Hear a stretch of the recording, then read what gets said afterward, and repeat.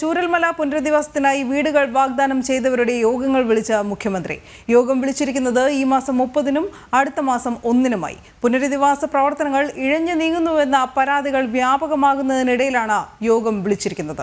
R Rajeev വിവരങ്ങളുമായി ചേരുന്നു. രാജീവ്, ഏറെ വിമർശനം സർക്കാർ ഒരുപക്ഷെ നേരിടുകയാണ് ഈ വിഷയത്തിൽ. ചൂരൽമല മുണ്ടക്കൈ നിവാസികൾ പോലും സർക്കാരിനെതിരായി തിരിഞ്ഞൊരു സാഹചര്യമുണ്ട്. ഈ സാഹചര്യത്തിലാണോ മുഖ്യമന്ത്രി നേരിട്ട് യോഗങ്ങൾ വിളിച്ചതും ഈ മാസം 30-ന് തന്നെ അടുത്ത മാസം 1-നുമായി നടത്തണമെന്ന തീരുമാനം വരുന്നത്?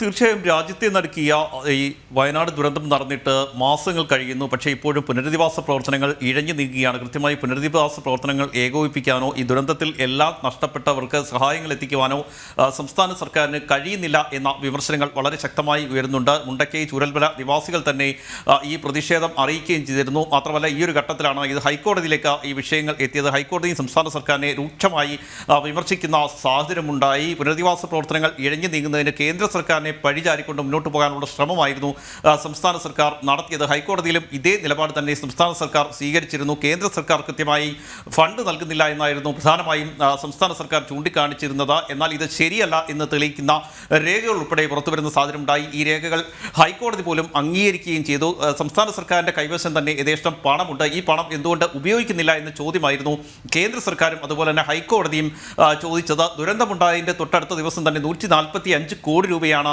കേന്ദ്ര സർക്കാർ സംസ്ഥാനത്തിന് നൽകിയത്. സംസ്ഥാന സർക്കാരിൻ്റെ കണക്കുകൾ പരിശോധിക്കുകയാണെങ്കിൽ 100 കോടി രൂപയ്ക്ക് താഴെ മാത്രമാണ് വയനാട് പുനരധിവാസത്തിനായി ഇതിനകം ചെലവഴിച്ചിരിക്കുന്നത്. കാര്യങ്ങൾ ഇങ്ങനെയാണെന്നിരിക്കെ ഏകദേശം 600 കോടി രൂപയ്ക്ക് മുകളിൽ സംസ്ഥാന സർക്കാരിൻ്റെ കൈവശം ഇപ്പോഴുമുണ്ട്. ഈ തുക എന്തുകൊണ്ട് ചെലവഴിക്കുന്നില്ല? ഈ തുകയുടെ കണക്കുകൾ പേപ്പറിൽ മാത്രമാണോ എന്നായിരുന്നു ഹൈക്കോടതി ചോദിച്ചത്. ഇത്തരത്തിൽ വലിയ വിമർശനങ്ങൾ ഹൈക്കോടതിയിൽ നിന്നും സംസ്ഥാന സർക്കാരിന് ഏറ്റുവാങ്ങേണ്ടി വന്ന സാഹചര്യം ഉണ്ടായി. മാത്രമല്ല, 36ഓളം സംഘടനകളാണ് വയനാട് വീട് നിർമ്മിച്ച് നൽകാമെന്ന് അറിയിച്ചിരുന്നത്. ഈ സംഘടനകളുടെ ഒരു യോഗം ഇതുവരെ വിളിക്കാൻ പോലും മുഖ്യമന്ത്രി തയ്യാറായിരുന്നില്ല. കാരണം വീടുകൾ നിർമ്മിച്ച് നൽകുമ്പോൾ സംഘടനകൾ നേരിട്ടാണ് ഈ ദുരിതബാധിതർക്ക് വീടുകൾ നൽകുന്നത്. അതുകൊണ്ട് തന്നെ ഈ പണം സംസ്ഥാന സർക്കാരിലേക്ക് എത്തില്ല. അതുകൊണ്ടാണ് ഇത്തരത്തിലുള്ള പ്രവർത്തനങ്ങൾ വൈകിപ്പിക്കുന്നത് എന്ന തരത്തിലുള്ള പരാതികളും വ്യാപകമായി തന്നെ ഉയർന്നിരുന്നു. കർണാടക സർക്കാർ 100 വീടുകൾ നിർമ്മിച്ച് നൽകുമെന്ന് നേരത്തെ അറിയിച്ചിരുന്നു. അതിന് സ്ഥലം വിട്ടു നൽകണമെന്ന് കർണാടക സർക്കാർ ആവശ്യപ്പെട്ടെങ്കിലും സംസ്ഥാന സർക്കാർ അതിന് വഴങ്ങിയില്ല.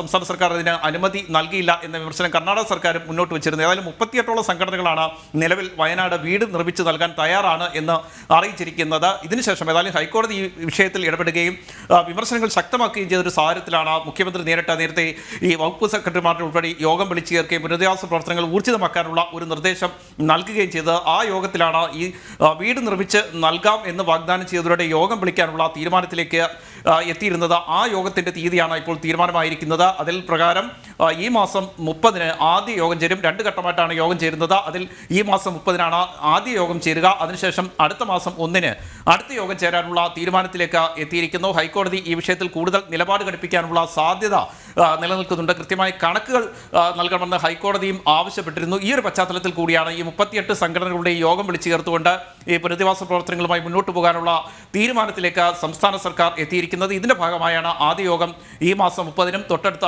യോഗം അടുത്ത മാസം 1-നുമായി വിളിച്ചു ചേർത്തിരിക്കുന്നത്. ഈ പുനരധിവാസ പ്രവർത്തനങ്ങളിൽ ഇവർ എങ്ങനെ പങ്കാളിയാകും, വീടുകൾ നിർമ്മിച്ച് നൽകുന്നത് ഏത് തരത്തിലാകും എന്ന കാര്യത്തിൽ ഉൾപ്പെടെ ഈ യോഗത്തിൽ തീരുമാനമാകും എന്ന് തന്നെയാണ് നമുക്ക് മനസ്സിലാക്കാൻ കഴിയുന്നത്. മുഖ്യമന്ത്രി ഓൺലൈനായാണ് ഈ 2 ദിവസങ്ങളിലും യോഗം വിളിച്ചിരിക്കുന്നത്. ശരി രാജ.